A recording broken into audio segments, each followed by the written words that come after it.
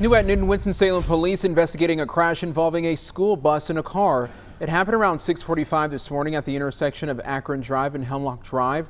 We're told that there were kids on the bus when the crash happened, but thankfully no one was hurt. Police say the cause of the crash is failure to yield the right-of-way. The man accused of opening fire outside the White House Correspondents' Dinner has been charged with attempting to assassinate President Donald Trump. 31-year-old Cole Thomas Allen appeared in a federal courtroom in Washington, D.C. yesterday. He is now facing 3 charges: trying to assassinate the president, interstate transportation of weapons, and discharging of a firearm during a violent crime. It was chaos on Saturday as attendees ducked under tables after shots were fired in the hotel lobby. Despite questions rising over how this attack could happen, the acting attorney general says that safety protocol was followed. We also should recognize what did not happen. Law enforcement did not fail. They did exactly what they are trained to do. This was not an accident. It was the result, as we know now, of preparation. You can see that's a 12-gauge pump-action Mossberg shotgun. It's a .38 semi-automatic. He had at least 3 knives and all kinds of paraphernalia. So any suggestion that he wasn't there to do harm is absurd. Allen did not enter a plea and will remain in custody. A hearing on Thursday will determine if he is eligible for a pretrial release. Now, Pereiro says there will be more charges as the investigation unfolds. Pomp and circumstance in Washington, D.C. for day 2 of King Charles and Queen Camilla's U.S. visit. Outside of the White House just moments ago, the president and first lady welcomed the royals with a ceremony featuring full military honors. It's the highest diplomatic honor extended by the U.S. to a visiting head of state.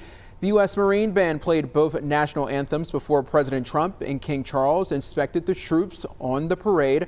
We'll have more on the royal visit ahead in our next half hour. Iran has presented a proposal to the United States that would focus on reopening the Strait of Hormuz and ending the war, but would table thorny discussions around Iran's nuclear program until a later date. As Matt Bradley reports, the U.S. demand for Iran to halt its nuclear enrichment program has been a key roadblock in negotiations.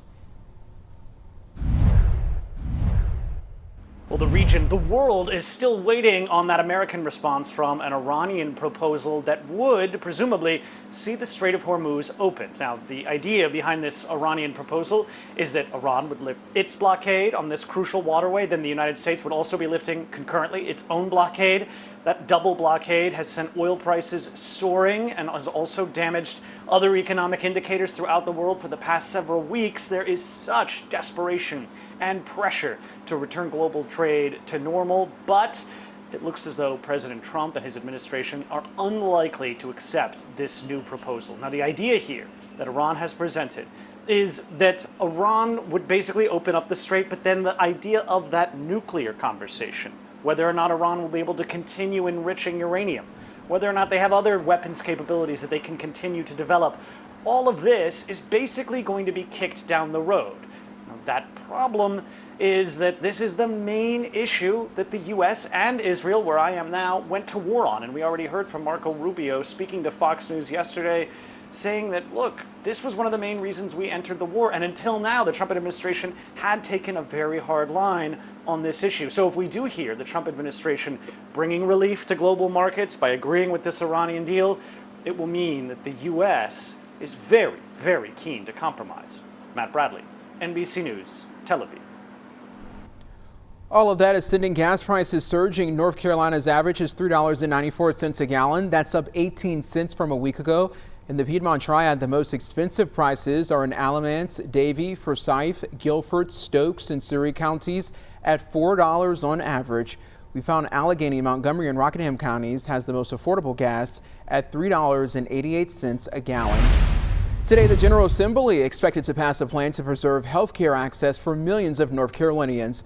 The House and Senate are debating a $319 million package to fully fund the state's Medicaid program. Lawmakers gave initial approval to this last week. The Democratic Governor Josh Stein has pushed hard for the funding and is likely to sign the bill into law. The bill contains some provisions intended to cut costs and add new oversight to Medicaid that Democrats have criticized as politically motivated. Educators across our state are preparing to rally at the state capitol to demand lawmakers pass a state budget that increases school funding. A new report found that teachers in our state make some of the lowest salaries in the country, and students receive some of the lowest funding. Data released from the National Education Association ranks North Carolina 46th in the nation for teacher pay in 2025 to 2026. The group says that educators in our state earn $16,500 less than a national average teacher salary. The report didn't just look at teachers. Researchers estimate that overall, North Carolina will spend over $13,000 per public school student this year. That's about $5,000 less than the national average. The North Carolina Association of Educators explained what those extra dollars could look like for classrooms. We would have more student-facing positions in our schools. That way we could lower our class sizes. Students will be able to have more direct one-on-one support and instruction that they need in order to continue and excel on their academic journeys. We would also have increased resources. NCAE leaders say our state's low teacher salaries have played a role in educators leaving the profession or not entering it at all. This has led to teacher vacancies, especially with nearby states offering higher salaries. NCAE says their key demands during Friday's rally include a 25% pay raise for all school staff, better benefits, and funding of at least $20,000 per student by 2030. This evening, the Winston-Salem Forsyth County School Board is set to go over a redrawing of the MAPS plan.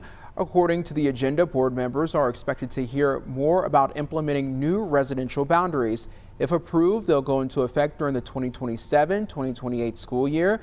The meeting starts at 5:30 p.m. The open session begins an hour later.